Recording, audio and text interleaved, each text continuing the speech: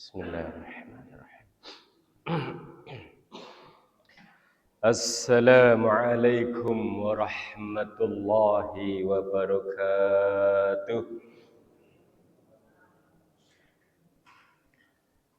Innal hamdalillah nahmaduhu wa nasta'inuhu wa nastaghfiruh wa na'udzu billahi min syururi anfusina wa min sayyiati a'malina.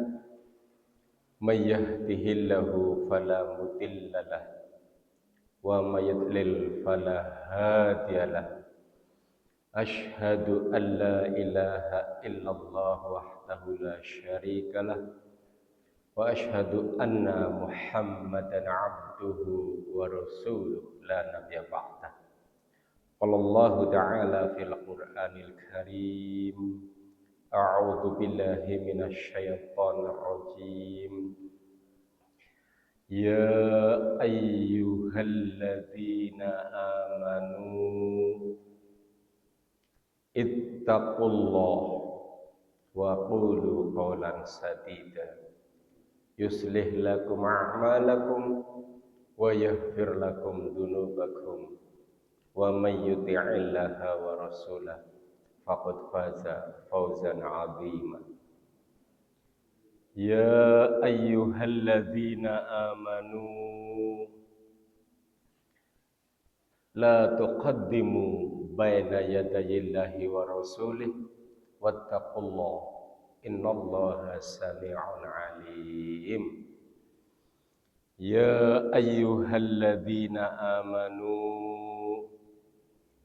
ittaqullaha wabtahu ilaihil wasilah wajahidu fi sabilihi la'allakum tuflihun. Amma ba'd. Para jamaah subuh Masjid Mujahidin PCM PCA Songgom yang semoga tetap dalam rahmat Allah Subhanahu wa ta'ala.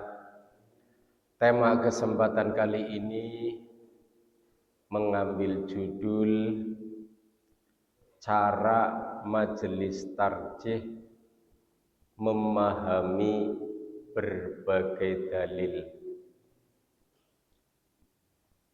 Kemungkinan dari berbagai sisi dalil bisa banyak mirip ataupun berbeda, namun cara pandang yang memang terkadang perlu adanya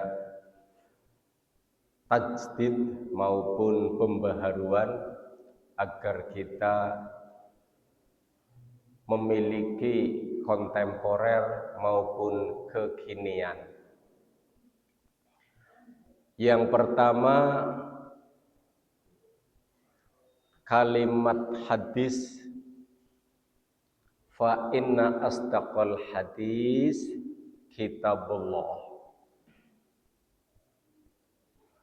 wa khairul hadyi hadyu Muhammadin sallallahu alaihi wasallam wa syarrul umuri muhdatsatuha wa kullu muhdatsatin dolalah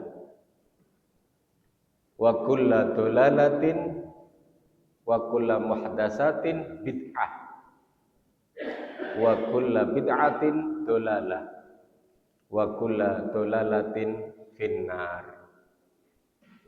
Kalimat ini baik untuk muqaddimah maupun pembuka maupun khutbah dan ceramah-ceramah memiliki makna penting, namun kita secara kontemporer kekinian harus memahami dari beberapa sisi, bukan hanya dari satu sisi. Sisi yang pertama, kalimatnya jelas. Fa inna asdaqal hadis kitabullah. Sebaik-baik kisah itu adalah kitab Allah Subhanahu wa ta'ala. Secara formal di seluruh masyarakat di dunia bahkan sepanjang zaman, biasanya kalau sesuatu dianggap paling baik, pasti diperjuangkan. Kita rumah tangga, calon istri upama, memilih wanita A, B, C. Menurut saya paling baik A, maka ngelamarnya ke A. Seolah-olah kurang memungkinkan kalau sudah tahu yang paling baik A, kok ngelamarnya sing ora pati apik cek. Sing A apik ora dilamar, si B radan apik ora dilamar, si C ora apik dilamar. Ya kayaknya kurang standar internasional. Begitupun ilmu hukum, ilmu adat, ilmu tradisi di seluruh dunia. Kalau yang dianggap baik di masyarakat, pasti yang dipilih. Baik ilmu musyawarah, umpama ini Agustusan ini. Agustusan nanti kebanyakan di seluruh Indonesia ada perlombaan. Yang namanya juara 1, ranking 1, pemenang, secara formal pasti yang dipilih yang dianggap paling baik. Perkara jurinya ada yang curang karena dianggap mau saya menangkan kelompok A karena kelompok A teman, ponakan maupun satu grup itu tak urusan lain. Yang jelas secara formal yang paling baik itulah yang dipilih. Sekarang giliran cerita Al-Qur'an, fa inna asdaqal hadis kitabullah. Maka sesungguhnya yang paling baik kisah, riwayat maupun redaksi ilmu hadis itu kitabullah Al-Qur'an. Kenapa umat Islam hampir di seluruh dunia tidak memperjuangkan hukum Al-Qur'an, tidak memilih hukum Al-Qur'an, termasuk Indonesia. Angger Arab dawis lumayan, Arab wis berlaku hukum Al-Qur'an lebih dari 50% lumayan. Brunei lumayan, lebih dari 30% berlaku Islam. Lah Indonesia mayoritas umat Islamnya tidak suka Al-Qur'an. Sukanya hukum adat, hukum budaya, hukum tradisi, hukum nasionalisme, hukum karangan Belanda, hukum warisan penjajah kafir, hukum buatan sarjana-sarjana yang tidak ingin kembali kepada Islam.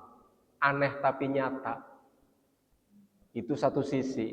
Berarti fa'in asdaqal hadis omon-omon.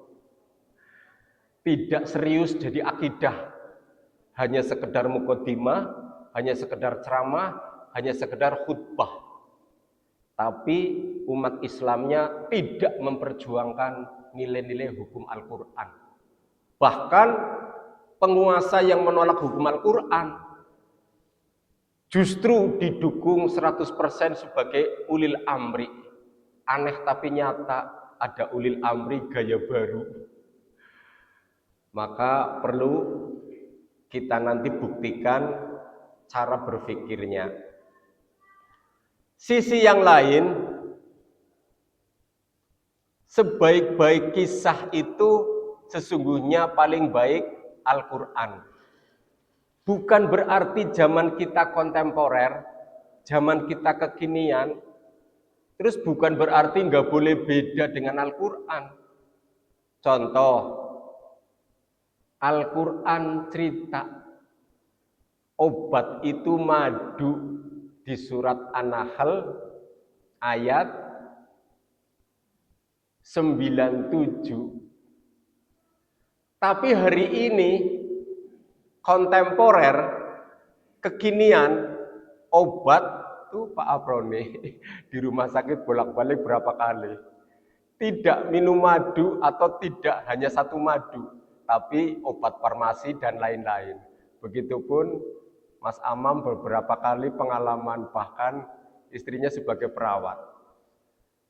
Di rumah sakit Islam, apalagi rumah sakit non-Islam, obat hampir nggak ada madu. Tapi produksi farmasi, obat kimia dan lain-lain. Kemungkinan kalau toh ada hanya campuran, itu pun kebanyakan herbal.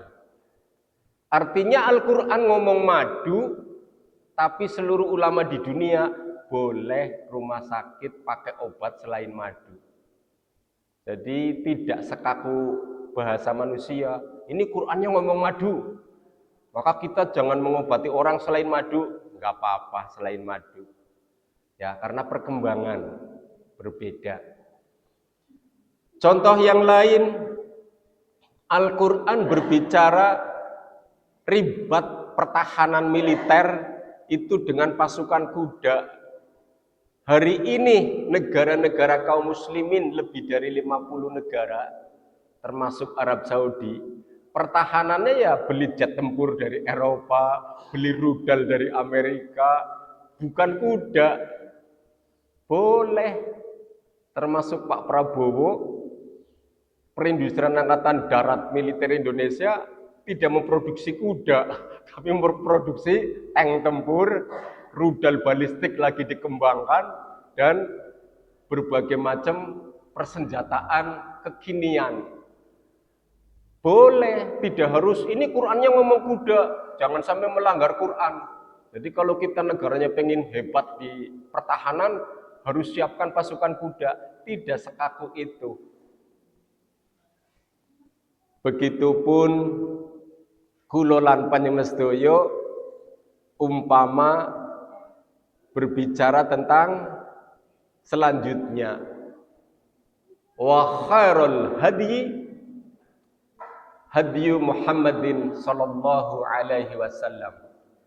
Sebaik-baik petunjuk itu petunjuk baginda Nabi Muhammad sallallahu alaihi wasallam.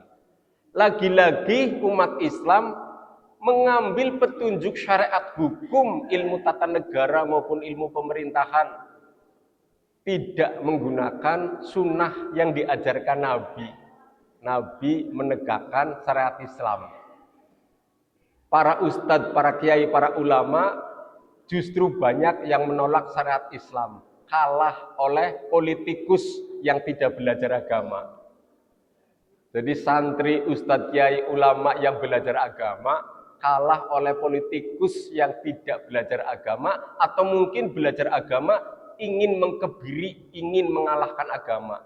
Tujuan belajarnya ingin merendahkan agama. Justru kitanya malah ikut-ikutan. Padahal tadi sudah jelas kalimat hadisnya. Paling baik itu petunjuk baginda Nabi. Nah kalau baginda Nabi sholat pakai petunjuk Nabi, ibadah yang lain pakai petunjuk Nabi, ilmu kemasyarakatan pun sama, Nabi paling baik. Jangan dianggap ilmu kemasyarakatan Nabi nggak baik, ilmu tata negara Nabi nggak baik, ilmu pemerintahan Nabi nggak baik, ilmu jihad, perang Nabi nggak baik. Jangan sampai begitu. Harus kita usaha ikhtiar mengikuti sunnah Nabi. Lagi-lagi umat Islam banyak pelanggaran. Hanya pandai omon-omon, hadis muqaddimah, hadis untuk ceramah, hadis untuk pembukaan khutbah. Ternyata isinya direndahkan oleh kita umat Islam. Tidak diajak untuk menegakkan kepentingan hukum Islam. Sebaliknya lagi, Rasulullah dulu ibadah haji naik onta. Zaman sekarang boleh naik bis AC. Jadi tidak semua apa yang dicontohkan Nabi terus hari ini harus kita tiru, tidak. Karena kondisinya sudah kurang memungkinkan. Bahkan baik hadis Bukhari, Muslim dan lain-lain yang mengisahkan Nabi Muhammad itu tawaf di Ka'bah, naik onta. Terus kalau ada ulama Indonesia, ulama Saudi, ulama negara lain pengen mempraktekkan sunnah Rasul, tawaf di Ka'bah, naik onta, dilarang oleh polisi keamanan Masjidil Haram. Jadi mengamalkan hadis Nabi malah dilarang. Kenapa? Ya karena kontemporer kekinian nggak masuk. Sudah pakai keramik, sudah pakai marmer termahal di dunia. Tadi gemien kan zamannya Nabi, isi lemah.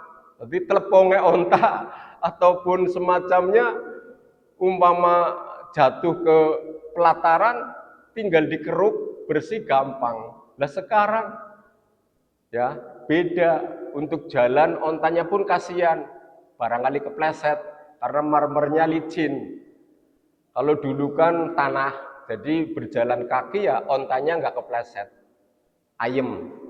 Ya kalau zaman sekarang onta disuruh jalan di atas keramik ya resikonya kepleset. Ya, jadi beda. Begitupun Bilal dulu azan naik ke atas Ka'bah. Zaman sekarang tidak ada satupun tukang azan di Arab Saudi kalau mau azan di Masjidil Haram atau Masjid Nabawi naik ke atap nggak ada, dilarang oleh keamanan Masjidil Haramain. Sekarang azan cukup menggunakan mic pengeras suara dari bawah, nggak usah naik ke atas. Itulah yang disebut memahami dalil sesuai dengan ilmu tarjih itu bisa kontemporer, kekinian, berubah tapi hakikatnya sama. Sama-sama azan yang berubah cara dulu naik ke atas, sekarang nggak usah ke atas. Ibadah haji, ibadah umroh, tawafnya sama. Tapi caranya dulu naik onta, sekarang tidak boleh naik onta. Itu kehidupan kontemporer kekinian, berbeda, boleh. Kemudian lanjutannya, puasanya sama dari mulai subuh sampai maghrib. Caranya yang berbeda. Dulu tidak ada yang ahli astronomi, dulu tidak ada sarjana astronomi, dulu tidak ada satupun manusia yang bisa membuat jadwal gerhana matahari, gerhana bulan. Nabi Adam sampai Nabi Muhammad, Allah mentakdirkan tidak bisa membuat jadwal gerhana matahari, gerhana bulan kapan terjadi. Sampai sahabat, sampai tabi'in, sampai ulama salafus soleh, tidak ada satupun kitab ulama salafus soleh yang nulis jadwal gerhana matahari. Nggak ada. Karena ulama salafus solehnya belum ahli di bidang astronomi, ilmu langit, ilmu bintang untuk menghitung tentang kapan terjadinya gerhana matahari, gerhana bulan.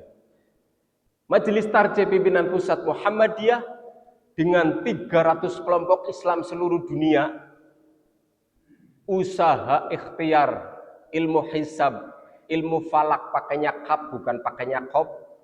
Ilmu falak pakainya kap itu ilmu antariksa, astronomi, ilmu yang mempelajari bintang-bintang maupun langit ditambah ilmu hisab. Maka 300 kelompok lebih di seluruh dunia yang bisa membuat jadwal gerhana matahari kapan terjadi, gerhana bulan kapan terjadi, kelompok Islam baru Muhammadiyah. Majelis Tarjih Pimpinan Pusat Muhammadiyah. Kelompok lain tidak ada yang bisa membuat jadwal kapan ada gerhana matahari, kapan ada gerhana bulan. Kenapa? Ya karena ilmunya belum sampai. Karena senengnya nolak. Ilmu belum sampai tapi senengnya nolak. Bukannya, oh saya ilmu hisabnya belum sampai, bagaimana ya akan saya pelajari. Itu kalau orang yang imannya benar. Kalau imannya egois, imannya asobiyah, imannya hawa nafsu, imannya firqah, tidak untuk kepentingan modernisasi Islam, tidak untuk kepentingan kemajuan Islam, tidak untuk kepentingan peradaban Islam. Pikirannya jumud, pikirannya jadul. Pokoknya dulu Nabi ruqyatul hilal. Ya sudah kita ruqyah sampai kiamat. Padahal asbabnya, ilatnya, asal muasalnya, zaman Nabi itu paling gampang ruqyatul hilal. Karena semua manusia belum paham ilmu hisab tentang astronomi. Makanya bukti sampai ulama salafus soleh tidak ada yang bisa membuat jadwal gerhana matahari, gerhana bulan. Lah kalau Muhammadiyah ngitung menit aja bisa, ngitung jam saja bisa, kapan terjadi gerhana matahari, kapan terjadi gerhana bulan. Masa ngitung hari tanggal 1 Ramadan, tanggal 1 Syawal, nggak bisa. Pikiran dari mana? Kecuali Muhammadiyah jadwalnya meleset terus.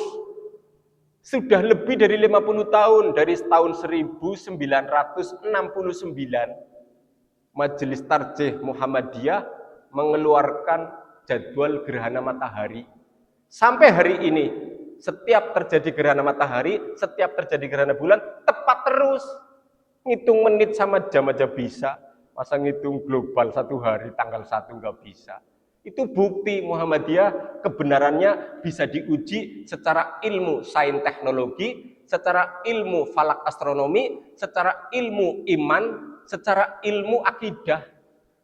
Bukan main-main. Ternyata umat Islam banyak yang tidak mau, malah menolak kemuliaan Islam. Jadi itulah manusia kurangnya memahami ilmu dalil, tapi hafal dalil iya. Kalau hafal dalil masing-masing kelompok hafal-hafal iya, tapi kalau paham belum tentu. Karena tidak memahami ilatnya, asal usul, sebab musababnya. Para hadirin dirahmati Allah Subhanahu wa taala. Selanjutnya, wasyarul umuri muhdatsatuha. Sejelek-jelek urusan adalah urusan yang diperbaharui. Nah, sekarang kita buktikan. Ulil amri tafsir zaman Nabi hukum Quran. Ulil amri zaman Khulafaur Rasyidin hukum syariat Islam. Ulil amri zaman tabi'in hukum Quran hadis. Ulil amri zaman ulama salafus saleh tegaknya nilai-nilai Islam. Zaman saiki anak ustadz sunnah ngakune manhaj salaf, berani-beraninya menafsirkan ulil amri rezim dolim, filsafat demokrasi. Tidak sesuai sunnah Nabi, tidak sesuai sunnah Khulafaur Rasyidin, tidak sesuai sunnah tabi'in, tidak sesuai sunnah ulama salafus saleh. Menafsirkan sendiri zaman sekarang. Padahal zaman sekarang tidak butuh penafsiran ulil amri, karena sekarang sudah modern.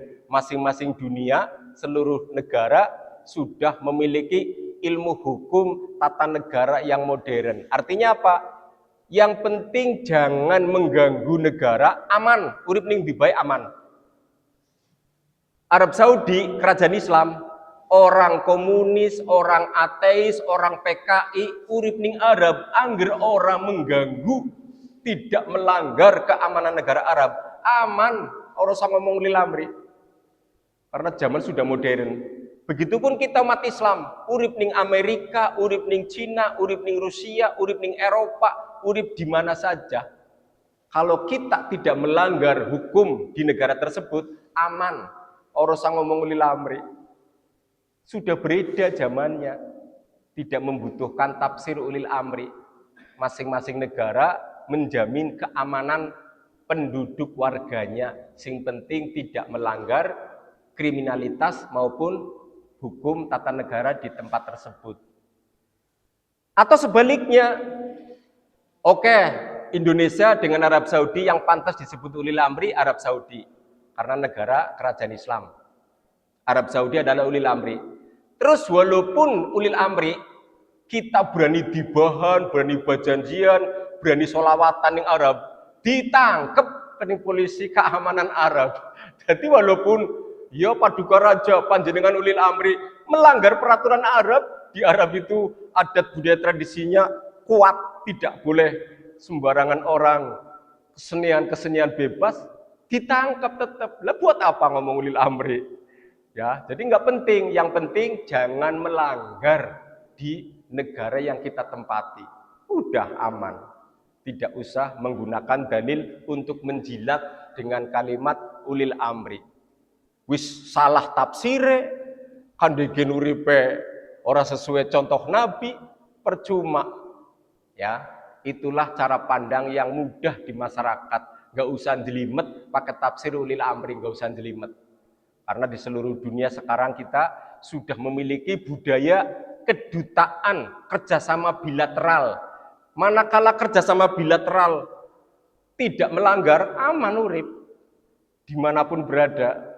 Ya, itulah cara pandang kontemporer maupun kekinian, supaya kita jangan kaku, jangan saklek, jangan taklid kepada suatu dalil, tapi kita bila perlu mengamalkan. Gak mampu mengamalkan, ya sudah.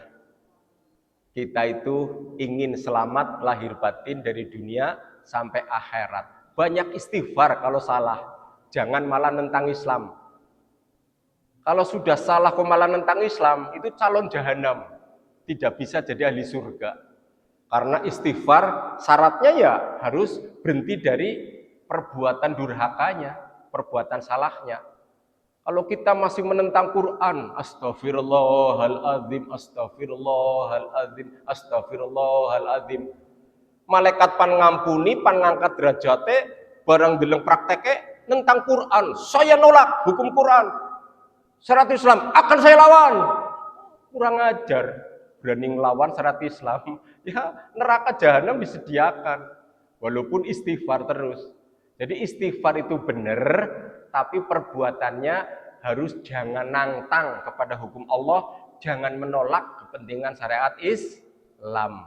Soal beda pendapat cara mengatur, Arab Saudi tata cara hukum Islamnya berbeda dengan Aceh umpamanya. Walaupun Aceh mengatakan provinsi Indonesia ingin menerapkan syariat Islam, itu biasa lumrah karena masing-masing manhaj dan masing-masing madhab memiliki kriteria tersendiri cara menghukum ataupun menerapkan syariat Islam. Tidak persis sama. Begitupun Afghanistan sama negara Brunei Darussalam punya perbedaan cara menghukum warga negaranya. Yang penting mending daripada kita Indonesia anti hukum Islam. Agar Brunei mending, Afghanistan hebat, Arab Saudi hebat, dan lain-lain. Para hadirin dirahmati Allah Subhanahu wa taala. Terus wa kullu muhdatsatin bid'ah. Semua yang baru disebut bid'ah. Artinya padahal sama-sama baru. Muhdas ya artinya baru, bid'ah ya artinya baru. Jadi kita sebenarnya bahasanya maju ke depan, masuk ke dalam, bahasa penguatan. Muhdas ya artinya baru, bid'ah ya artinya baru. Apa perbedaannya? Muhdas itu memperbaharui urusan yang sudah Rasulullah praktekkan. Tentu tujuannya urusan ibadah. Kalau bukan urusan ibadah mahdoh, boleh. Tidak apa-apa berbuat muhdas, memperbaharui urusan. Yang disebut bid'ah, nilai ibadahnya. Kalau tidak ada sunnah Rasulnya, disebut bid'ah. Perbuatan baru tentang ibadah mahdoh yang tidak disunahkan baginda Nabi, disebut bid'ah. Jangan dibalik. Perbuatan bid'ah yang tidak sesuai Nabi, disebut muhdas. Nggak bisa. Nggak bisa kalau dibalik. Ya. Jadi umpamanya maju ke depan, tidak dibalik. Kalau kita ke depan, maju, jangan. Atau kita ke depan, maju, jangan. Tapi yang pantas ya, maju ke depan. Nah itu pantas. Jadi bahasa komunikasi kadang luruh pantese. Maka Rasulullah orang yang paling hebat dalam bahasa. Jadi melebihi pantasnya bahasa manusia biasa. Maka Islam hebat sekali cara mengajarkan struktur kalimatnya. Setelah disebut bid'ah, berarti perkara apa ini? Perkara ibadah mahdoh, bukan perkara ibadah horizontal, hablum minannas, maupun untuk urusan sosial kemasyarakatan. Boleh muhdas, boleh bid'ah, kalau bukan ibadah mahdoh. Karena banyak sekali. Apa contohnya? Memperbarui urusan yang tidak disalahkan dalam Islam. Zaman baginda Nabi Muhammad, tidak ada orang yang tidak membayar zakat lalu diperangi. Cukup baginda Nabi baca ayat wajib zakat. Cukup baginda Nabi sampaikan hadis, ancaman orang yang tidak zakat, tidak infak, tidak sedekah, hartanya akan dikalungkan di leher nanti dalam neraka. Tidak pernah memerangi, cukup pakai dalil. Tapi begitu Abu Bakar jadi khalifah, dilalah ada orang yang berani ingkar tidak bayar zakat. Maka Abu Bakar memerangi. Urusan diperbaharui. Kenapa? Sejen takdir. Takdir zaman Nabi, sahabat cukup dibacakan ayat patuh kabeh. Begitu zaman Abu Bakar mulai, apa sejen. Jadi itu sifat manusia. Dipimpin si A patuh, dipimpin si B ngeyel. Sifat manusia bisa berubah. Karena pola pikirnya mungkin menganggap harus beda. Maka Abu Bakar memperbaharui urusan sampai hari ini dibenarkan. Harus tegak di atas ajaran yang menjaga zakat. Karena kalau tidak ditegasi oleh Abu Bakar, resiko rukun Islam tinggal 4, zakat hilang, resiko baitul mal, hartanya miskin, negara miskin, resiko baitul mal kalau tidak ada zakat, pasukan perangnya tidak ada biaya, resiko kalau nggak ada zakat, fakir miskinnya tidak tertolong. Umat Islam banyak yang kelaparan, kekurangan makan. Maka baitul mal negara mewajibkan zakat, yang tidak berani bayar zakat diperangi oleh Abu Bakar. Sampai diprotes Umar. Hadis Imam Bukhari, hadis Imam Muslim, hadis Imam Tirmidzi dan lainnya meriwayatkan Umar protes. Kaifa tuqalun nas? Bagaimana wahai Abu Bakar kamu memerangi manusia? Gara-gara tidak bayar zakat. Sami'tu, jarene Umar, aku mendengar baginda Nabi Muhammad sallallahu alaihi wasallam mangqala la ilaha illallah, barang siapa mengucapkan la ilaha illallah asama minni, dijamin keamanannya. Kenapa kok kamu memerangi orang yang sudah syahadat? Kenapa kamu memerangi orang yang sudah la ilaha illallah? Umar hadisnya tegas, Abu Bakar cukup senyum. Bukan begitu cara menafsirkan hadis dari Rasulullah tentang dijaminnya la ilaha illallah. Jadi ternyata dalilnya Umar cukup disenyumi oleh Abu Bakar dengan kecerdasan. Itulah hidup. Hari ini pun bisa ada orang yang dalilnya pinter tapi salah penerapan. Ada orang yang dalilnya hafal tapi salah penempatan. Itulah perlunya kita ngaji tarjih supaya bisa memilih manah yang bisa diamalkan untuk situasi kondisi sekarang di Indonesia dan manah yang belum dibutuhkan untuk diamalkan karena situasi kondisinya barangkali berbeda. Begitupun zaman Umar bin Khattab, urusan diperbaharui. Zaman Nabi tidak ada kalender Hijriah, zaman Abu Bakar tidak ada kalender Hijriah, zaman Umar dirumuskan kalender Hijriah. Gak apa-apa diperbaharui urusan. Zaman Utsman ya sama, memperbaharui urusan mengumpulkan Al-Quran. Zaman Nabi tidak, zaman Abu Bakar tidak, zaman Umar belum sempat. Maka Utsman mikir, para sahabat jihad, perang ada yang mati, hafid Quran mati. Gak ada perang, hafid Quran mati oleh takdir maupun oleh usia tua. Bagaimana kalau kita kumpulkan? Khawatir orang hafid Quran pada mati, kita gak punya kitab suci yang utuh. Akhirnya para hafid Quran dikumpulkan.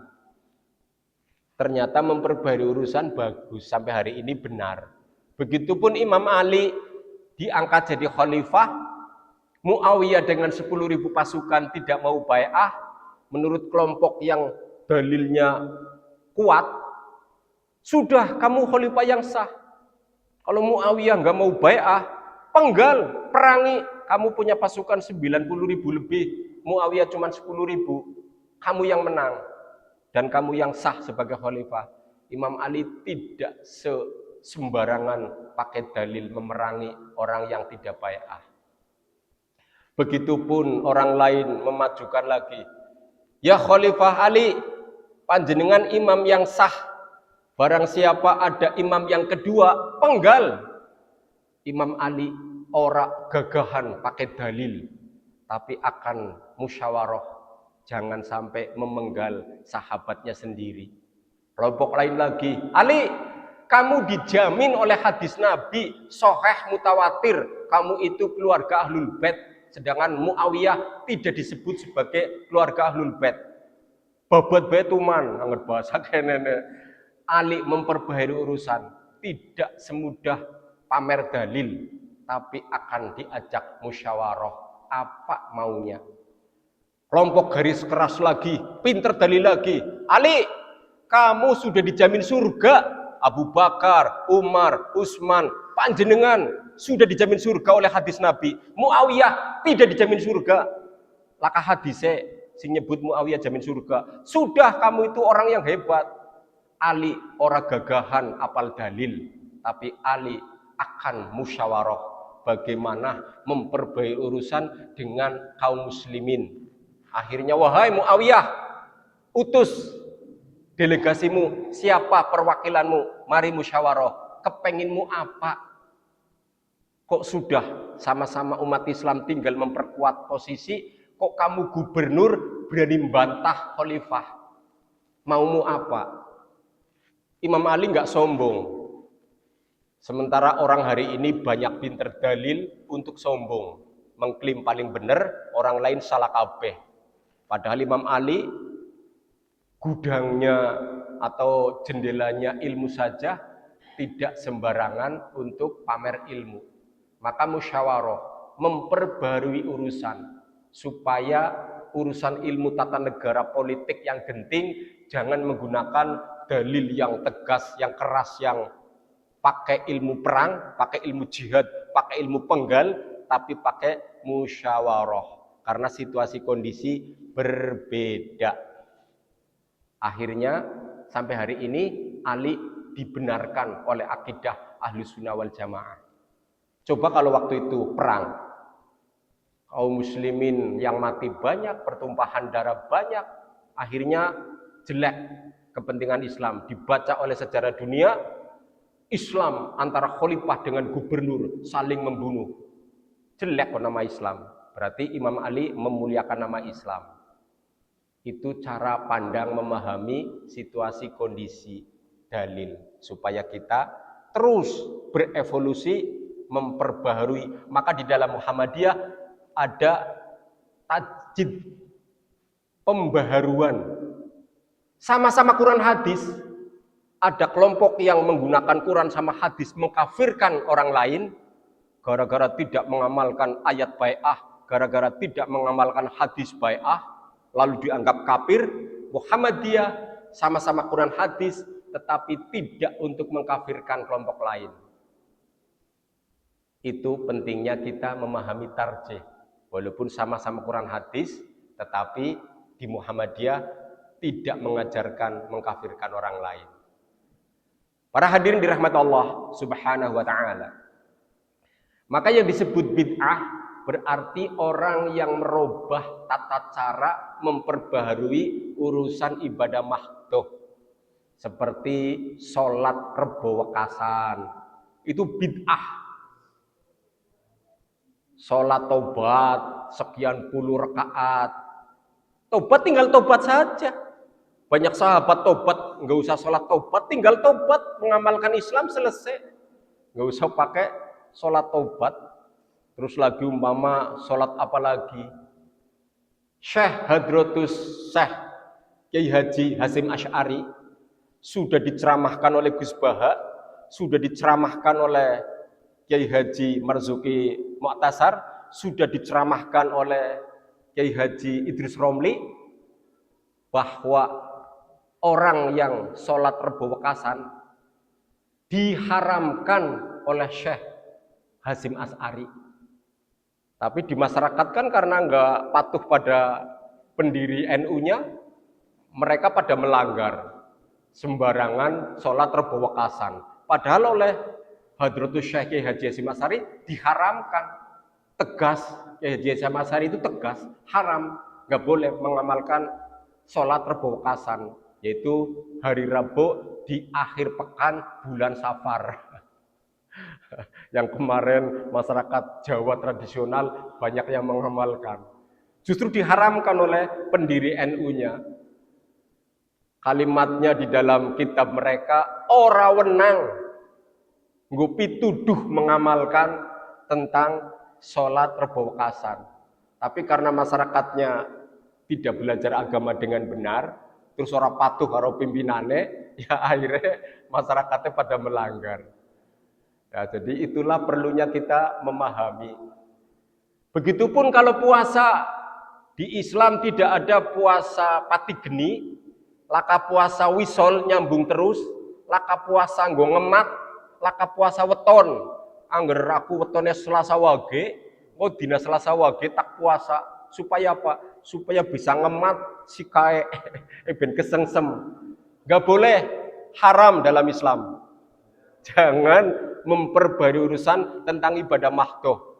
Sholat, puasa, jangan dimodifikasi. Tapi kalau urusan kemasyarakatan boleh, adat, budaya, tradisi yang kira-kira tidak bertentangan dengan Islam, boleh. Tapi angger nyerempet ning syirik, ya kudu ngerem. Jangan kita membebaskannya. Para hadirin yang dirahmati Allah Subhanahu wa taala. Kesimpulan terakhir, 45 menit kurang. Kesimpulan terakhir, yang namanya pembahasan tarjih, para pakar ahli Quran, para pakar ahli hadis, para pakar ahli tafsir, para pakar ahli asbabul nuzul, para pakar ahli asbabul wuruj, dan berbagai macam metode bahasa, semua sudah kumpul sering mengadakan sidang kalau mau memutuskan suatu hukum. Begitupun di saudara kita Nahdlatul Ulama ada LBMNU, Lembaga Bahsul Masail Nahdlatul Ulama. Ulama-ulamanya keren, cara membahas ilmu hukum. Tinggal aplikasinya di masyarakat supaya masyarakatnya lebih disiplin lagi, jangan menganggap Muhammadiyah salah. Karena keputusannya mirip terus, seimbang terus. Masyarakatnya saja yang kurang memahami, akhirnya katanya orang seimbang, padahal seimbang terus. Ya, artinya apa? Di dalam keputusan sama-sama ahlu sunnah, kita ya tidak mengamalkan kunut, tidak boleh mencela yang kunut. Mereka yang mengamalkan kunut sama dilarang mencela kita yang enggak kunut. Ulama-ulamanya sama-sama hebat. Yang tidak hebat itu masyarakatnya kadang di bawah, yang gampang sekali berbeda sedikit saja sudah menunjukkan perbedaan. Imam Hanafi tidak kunut, muridnya Imam Malik kunut sebelum ruku, muridnya Imam Malik, Imam Syafi'i kunut sesudah ruku, muridnya Imam Syafi'i, Imam Ahmad kunutnya kunut nazilah kalau ada peristiwa. Satu ilmu, satu manhaj, satu madhab Ahlussunnah wal Jamaah, guru karo muridnya berbeda-beda, tidak saling mengatakan kamu sesat neraka, enggak, saling memuliakan. Kita memilih tidak kunut ya kita pilih, tapi jangan mencela yang kunut. Orang lain yang milih kunut ya silahkan amalkan kunut, jangan mencela Muhammadiyah maupun kelompok lain yang tidak mengamalkan kunut. Saling memuliakan. Maka itulah yang disebut memahami ilmu tarjih. Mudah-mudahan kulolan panjenengan diberi keberkahan oleh Allah Subhanahu wa taala ilmu untuk saling menyelamatkan saudara kaum muslimin. Walaupun kadang resikonya ning masyarakat ku anggar beda partai, beda ormas, beda yayasan, beda kelompok pengajian. Kadang alot nemen anggar nasihat sing kelompok liya, ya angel nemen. Ya makanya yang nanti pertanggungjawabannya paling berat di sisi Allah para guru-gurunya. Jadi umpama wong Muhammadiyah dinasehati kening kiai liyane Muhammadiyah, ya pada bae angel. Maka kiai Muhammadiyah kudu bisa nasehati. Karena ngerti nasehati kiai liyane warga Muhammadiyah tersinggung. Begitupun kelompok lain, angger sing nasehati dari Muhammadiyah tersinggung, maka kiai mereka harus berani tegas supaya jangan tersinggung ke kelompok lain. Berat tanggung jawab di akhirat, jangan meremehkan. Ya, mari doa kafaratul majelis. Subhanakallahumma wa bihamdika asyhadu an la ilaha illa anta astaghfiruka wa atubu ilaik. nasrum minallahi wa fathun qarib wa basyiril mu'minin. Wassalamualaikum warahmatullahi wabarakatuh.